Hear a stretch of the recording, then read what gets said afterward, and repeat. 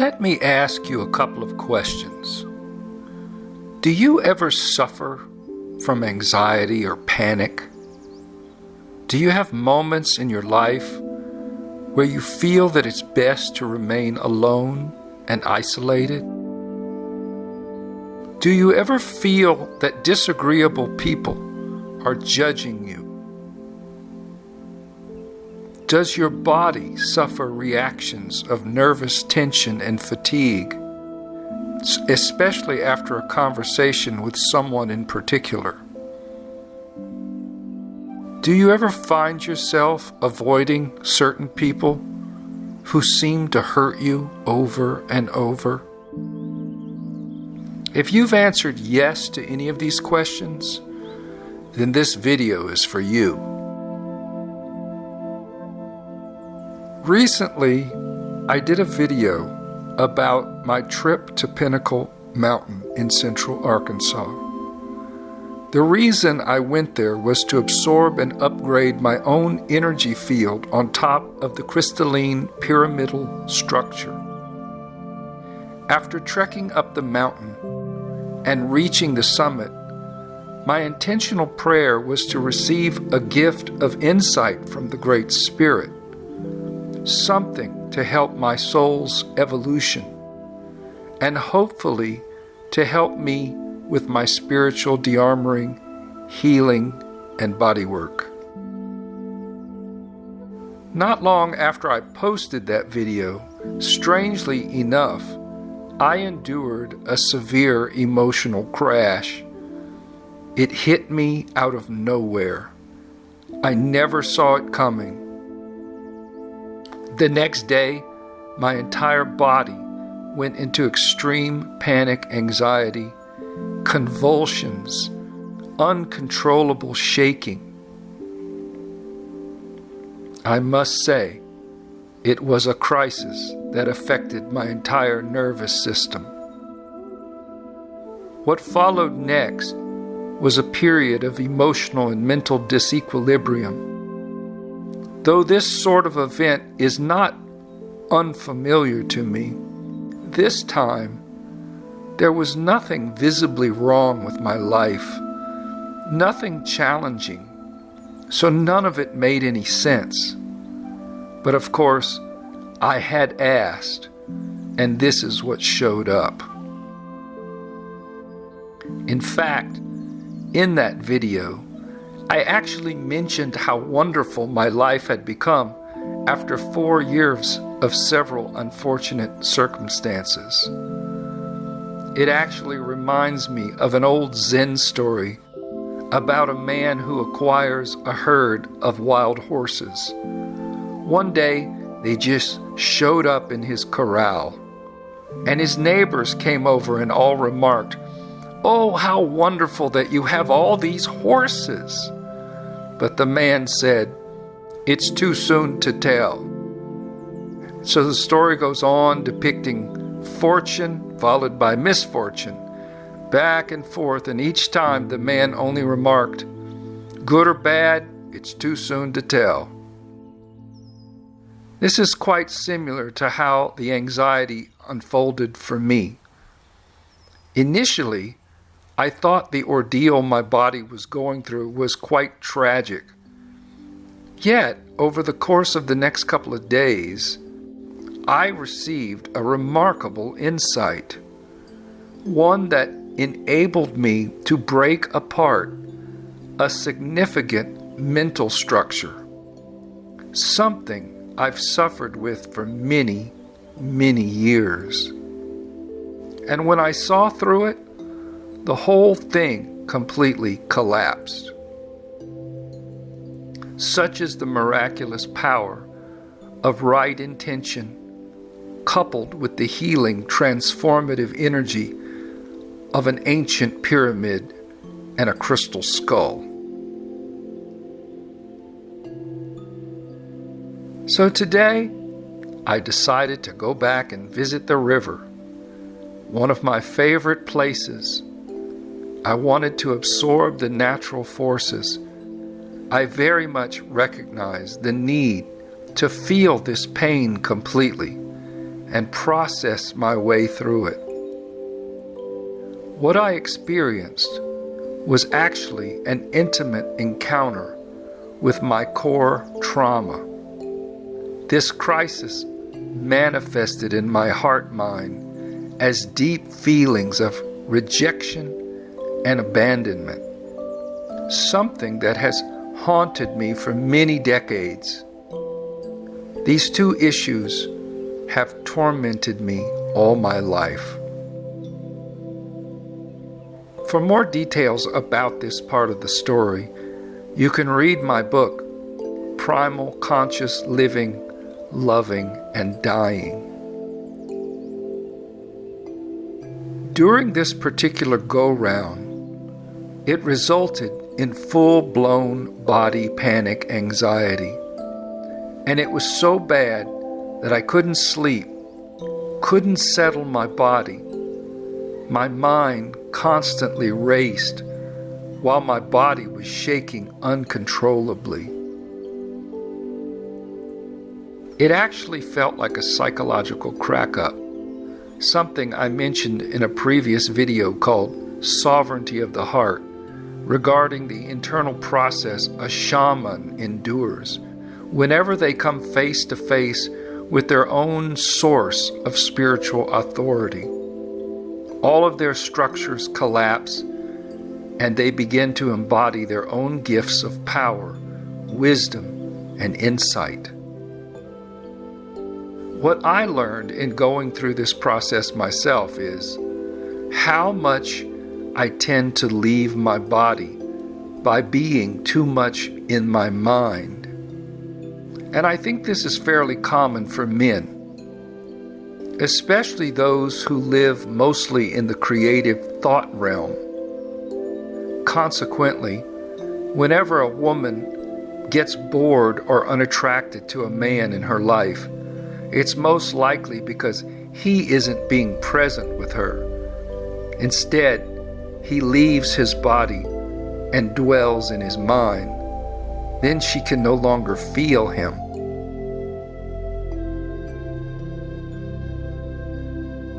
Similarly, we must all go back to the beginning, back to our core traumas, and try to discover what it is that causes some of us to go into panic anxiety.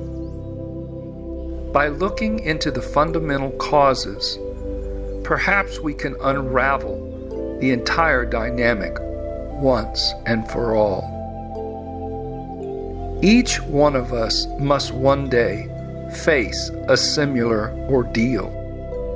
It is how we grow spiritually, so we can discover another way to relate to ourselves and to others. I feel this is one of the best ways to settle the torment that is usually brought on in personal relationships, often by the intolerance, cruelty, criticism, rejection, or the disagreeable behaviors of others. As clearly defined and explained in the Spiritual Psychology Self-Help Study course called A Course in Miracles, the only problem we have is our sense of separation from God.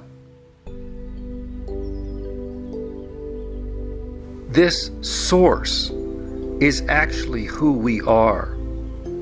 In fact, there is a beautiful line in one of the workbook lessons that says, "The problem of separation, which is really the only problem, has already been solved. Yet the solution is not recognized because the problem is not recognized." So even though I have read this lesson many times over the years, truthfully, I couldn't successfully integrate or embody this realization until I went through my own personal psychological crack-up. Each one of us has a structure. It's an installed trauma drama program, and it usually comes from early childhood.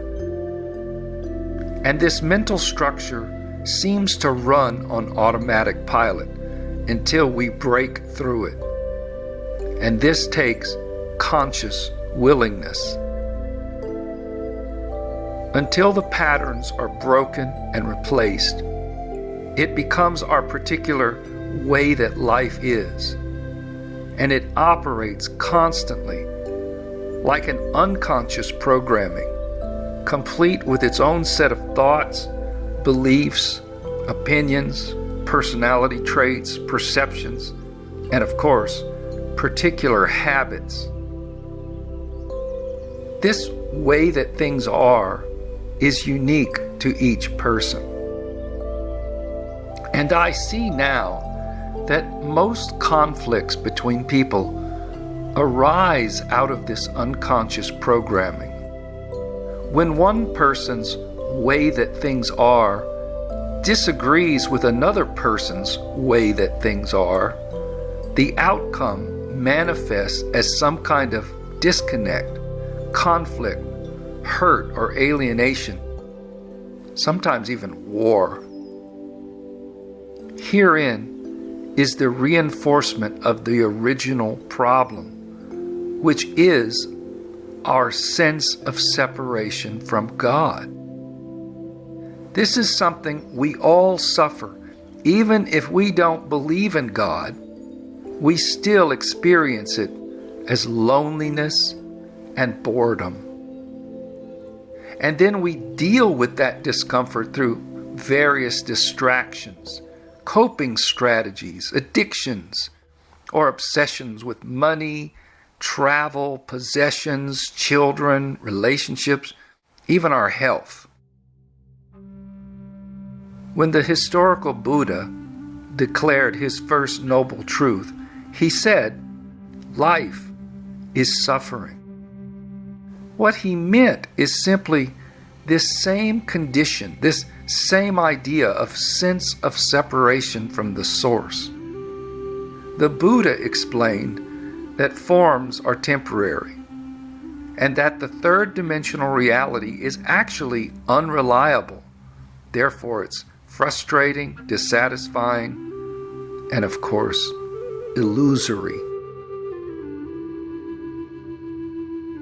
The way that I came to this realization during my own psychological crack-up was while reading a particular passage in the channeled material I recently published. The book called Painovan, Teachings of the Temple Dwellers. On page 32, it says, "In time, strategies often become solidified. We cling to them. We defend our beliefs, and sometimes even hurt or judge others who are only trying to soothe their pain in different ways. Sometimes we may feel justified defending ourselves against those who disagree with our personal values and strategies. Anyone we perceive as different, who doesn't support our particular version of pain relief, is criticized, avoided, or even alienated. This happens in cultures all over the world. Certain groups rally against other groups under the dogmatism of religious or secular ideology. What I slowly realized when I went to the river today, and what finally broke down my own core trauma mental structure, it was the recognition that people argue, fight, or criticize others whenever they feel the need to defend their own strategy of pain relief. Pain relief, in this case, means our personal coping strategies. And these can include anything and everything under the sun, such as our lifestyle choices, addictions, religious, philosophical, spiritual, political beliefs, our diet choices, our desires, our sexual preferences, our materialism, sports, personal possessions. You can see it goes on and on and on. And because of the diversity of endless opinions and ideas and preferences and beliefs, each one of us is constantly weaving a web of mental and emotional structures, all for one reason: to cover over and hide our particular core traumas from the past. This is the game human beings are playing, whether we are able to see it or not. And it is why I feel it is crucial and imperative to break free, to de-armor and emote our physical bodies. Because it is the physical body that is the storehouse of all this past pain and trauma. It remains locked inside the body, blocking the flow of life force, Kundalini, or the Holy Spirit's energy. And until this is finally felt, emoted, and reintegrated, these energetic patterns will continue to color our perceptions of true reality, leaving us trapped in the realm of conditional existence. The purpose of life is not to be right. It is to be happy and free.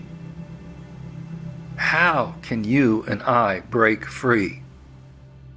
The work is to overcome our sense of separation from the source of life, because this is the only problem. Solve that, and you magically step into the miraculous life of abundance, synchronicity, and joy, communing with the living current of life. For me, this doesn't involve observing any particular beliefs or rituals. It initially entails developing the proper skills of being grounded in the body, spending time in nature, eating a simple diet, absorbing the angels of air, sun, water, and earth, and practicing the one point, learning how to reside in the psychological position within the belly, a spot located directly behind the navel. Because this is the vital center of the body. It is an intangible, non-physical place of power where we find peace amid the paradoxical nature of life. For a more in-depth study of this practice, you can read my book, Painovan, Teachings of the Temple Dwellers. And until then, may you be well and peaceful and happy, and absorb the living current of life.